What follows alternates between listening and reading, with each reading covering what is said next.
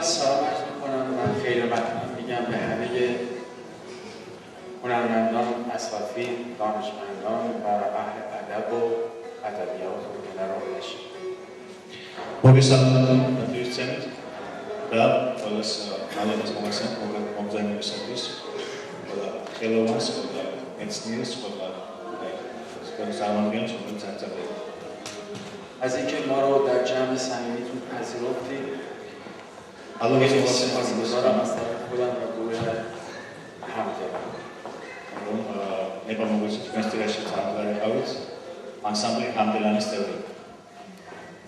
قبل از اینکه ما برنامه رو اجرا کنیم به لازم دونستم که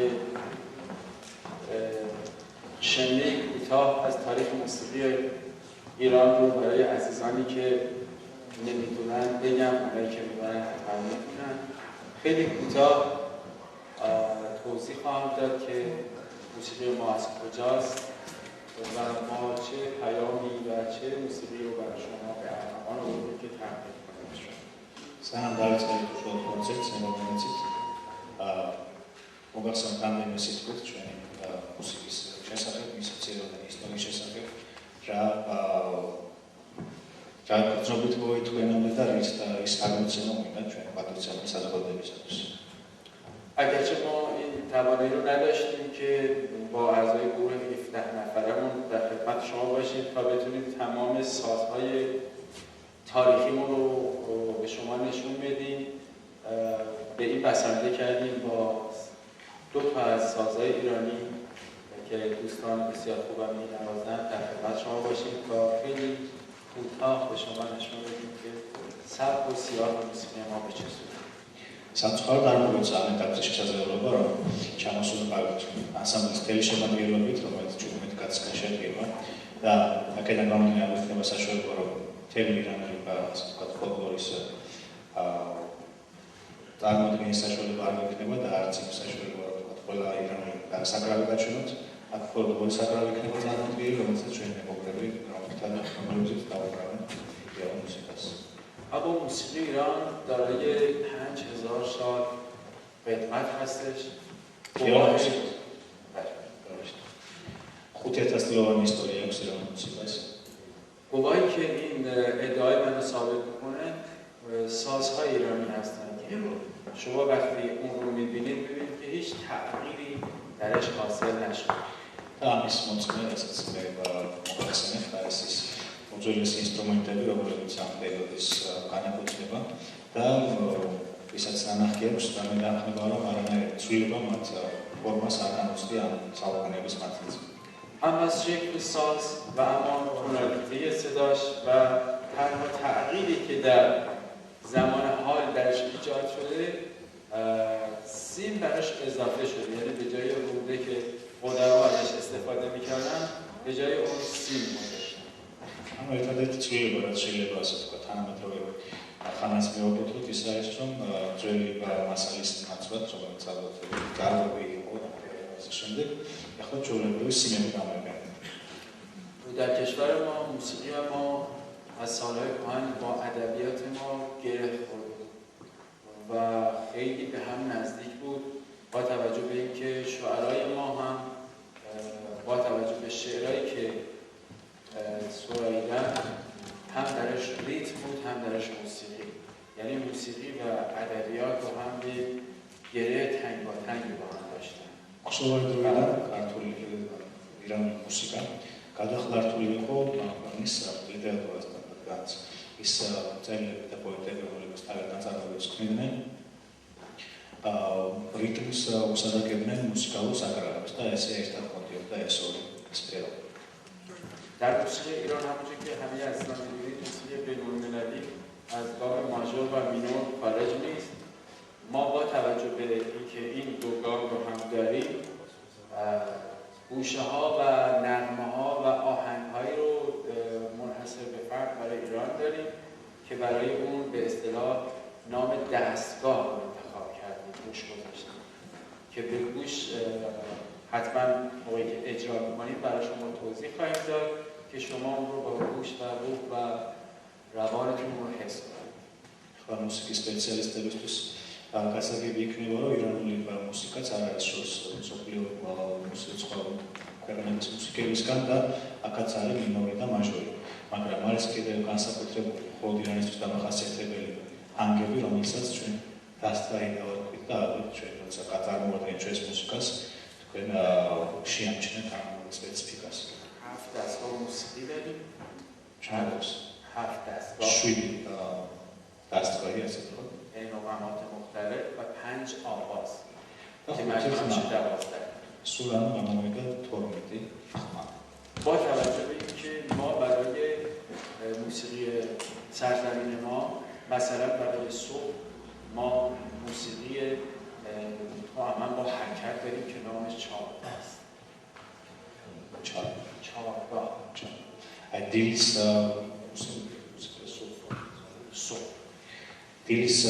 دیلیس سامرن موسیقاست چون که درش واسه حرکت و پویندگی و چکاری که چوچخالی موسیقا است و خمیانی میگن موسیقاست.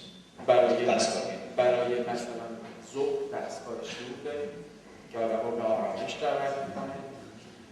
შუადღეს სამღერო მუსიკას ასე თქვათ უფრო წყნარი მელოდია აქვს და ხალხს მომწოდებს დასვენებისაკენ და დაბაშვებისაკენ.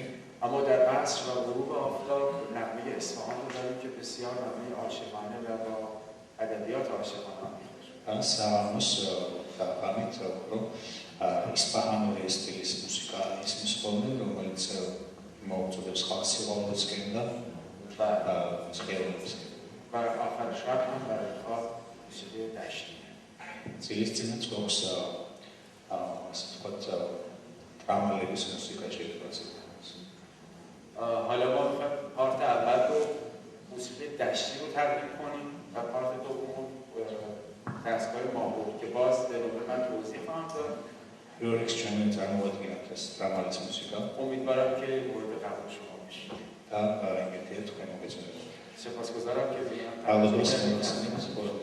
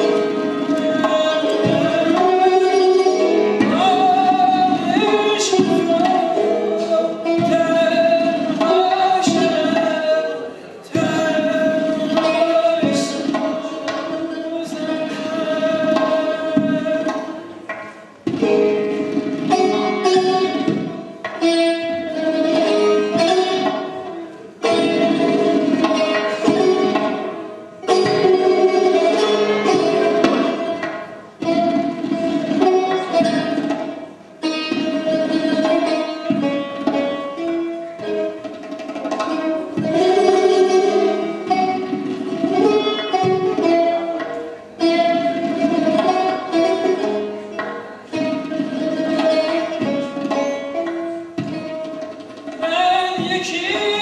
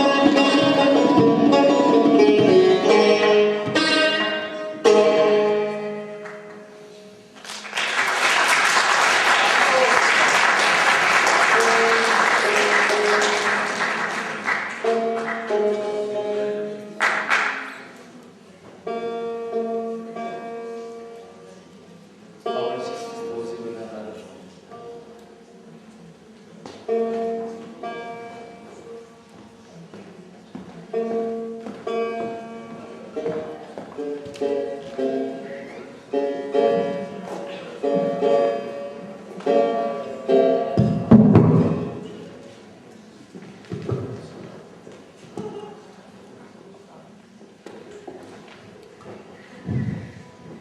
رو که شنیده بودید به اتفاق دوستان عزیزم اجرا کردیم در دستگاه شور بود، در مایه دشتی.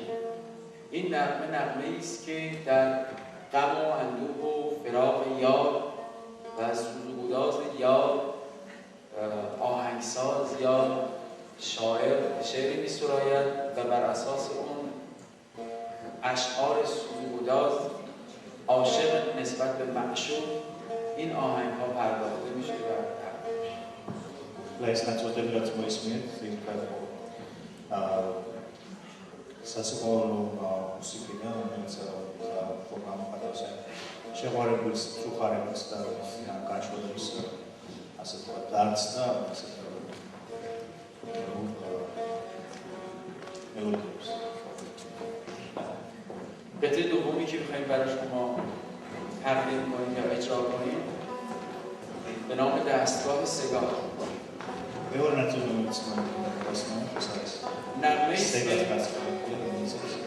از سر ذوق و شادی و به اصطلاح مستی به دست میاد که حالا چه آهنگساز و چه شاعر در متن یک عاشقی یا در یک متن یک معشوقی قطعات آهنگین و دلربایی رو می‌سراید و یا می‌سازد.